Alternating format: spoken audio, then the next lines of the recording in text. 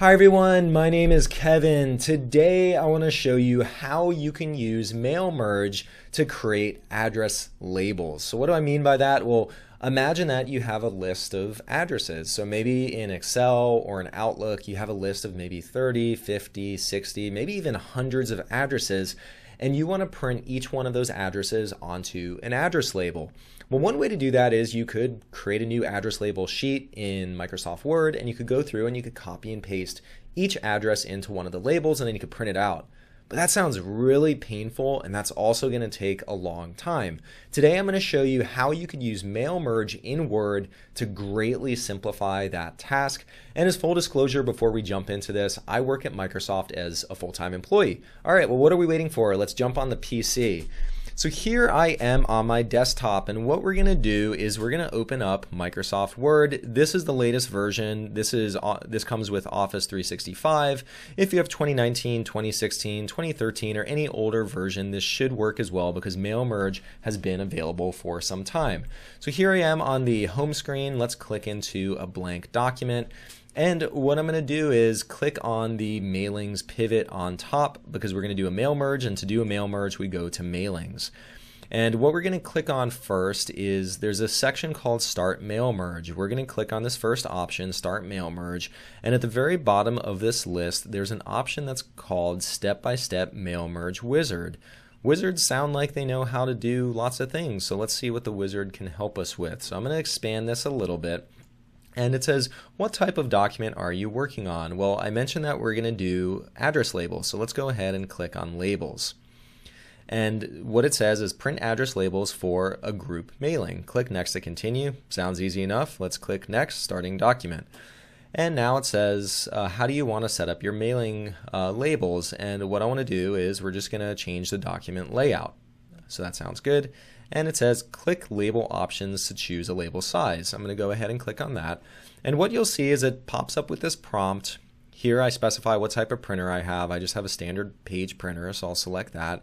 And then you could select the vendor of your labels. So if you bought labels on, say, Amazon or from Staples, there'll be a vendor who created those. In this case, I'm just going to go with Microsoft labels, but you also have things like Avery, and you have all the different companies here. But we'll just go with Microsoft. And then you'll go through and select the product number. So if you bought address labels, there should be some name for the product. I'm just going to go with this 30 per page. And you could see the details of the label here. So that should match the type of labels that you bought. So all of that looks good. I'm going to go ahead and click on OK. So now I've selected the label option, and we're going to go through and click on Select Recipients. Now what I want to do is I'm going to jump into Excel for a moment because this is where I have my list of recipients.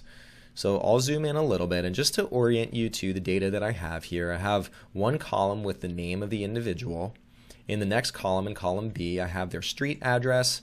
Then I have the city that they live in, the state, and the zip code. So this is all the data that I have in an Excel spreadsheet, and you can see I have quite a few of these. So the last thing I would want to do is have to go through and insert these into a label one by one. So I'm going to go back to Word, and what we're going to do is I'm going to say use names and addresses from a file or database. So I'll go ahead and click on Browse. What you could also do here is you could select from Outlook contacts, or you could even select type in a new list. So I'm going to go ahead and click on Browse, and I'm going to go to my desktop where I have this spreadsheet with all my names and addresses. And you'll see here that the main worksheet is called Sheet 1, and my first row of data contains column headers. So if I go back, you see I have all my column headers here. So I'm going to go ahead and let's click on OK, and now it pulls in all of my addresses.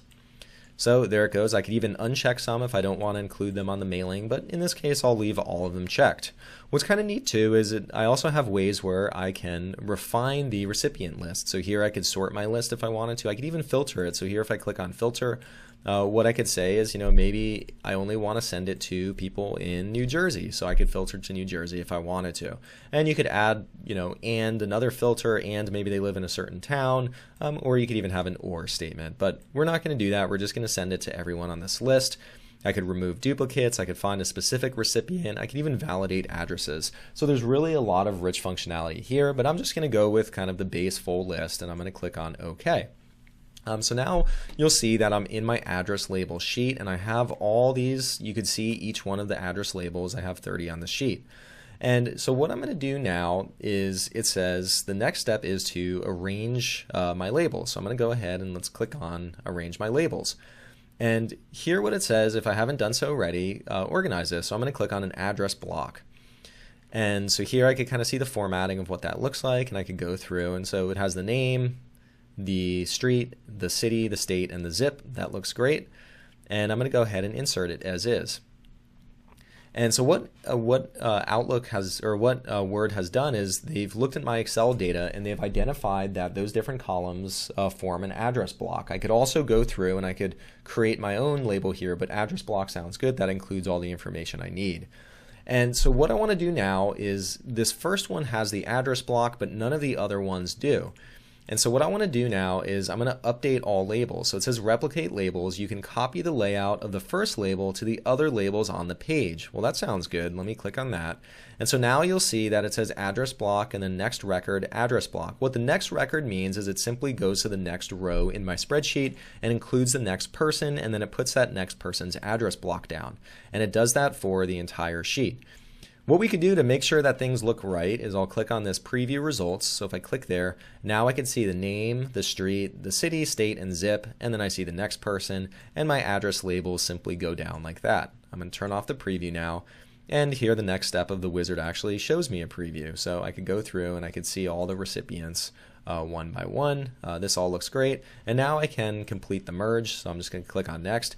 And what it says is I could either edit individuals or I could just print out my address, my mail merge for address labels. So I'm going to go ahead and let's click on print. And I want to print all the records. So I'll just say all. I could also say I just want to print, a certain number, the current record, or I could say, hey, only, my Excel sheet, let's say person 25 through 50, just them. But in this case, I'm going to go with all. And what I'm going to do is I'm just going to print to PDF to show you what this looks like, but I could also just print to a printer as well. I'm going to go ahead and click on OK, and it's going to ask me now to save the PDF. I'm just going to put it on my desktop, and now it's printing it out. So let's see what this looks like. So I'm going to go back to my desktop, and we're going to click on this PDF file, and what you'll see happen now is I have a sheet with all the names, the addresses, basically all the address information. And so now if I were to print this to a printer and I had these address labels, this would successfully give me my 50-something address labels all customized to my Excel sheet.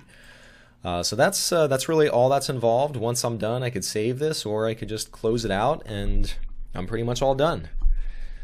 Anyway, hopefully this was helpful. If this helped you figure out how to use mail merge to create address labels, please give this a thumbs up. If you want to see more videos like this in the future, please hit that subscribe button. That way you get a notification anytime new content like this comes out. And lastly, if there are any other topics that you want to learn about, any other topics you want to see me cover on this channel, leave a comment down below. I'll read it and I'll add it to my list of videos to create in the future. And hey, that's all I had for you today. Hope you enjoyed. I'll see you next time. Bye.